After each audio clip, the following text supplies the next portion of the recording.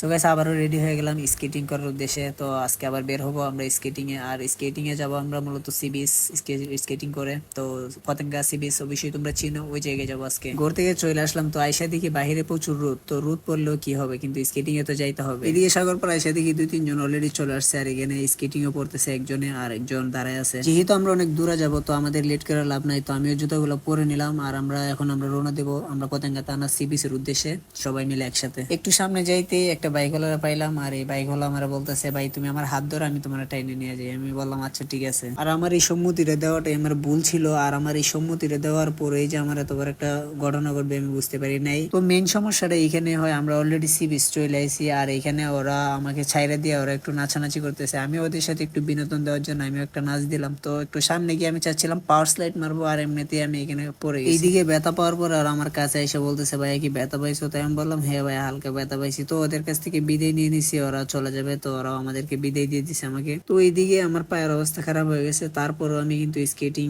পুরো রাস্তায় স্কেটিং করছি, আর যতক্ষণ ছিলাম ততক্ষণ স্কেটিং করছি। তো এটাই হচ্ছে স্কেটিং এর প্রতি ভালোবাসা।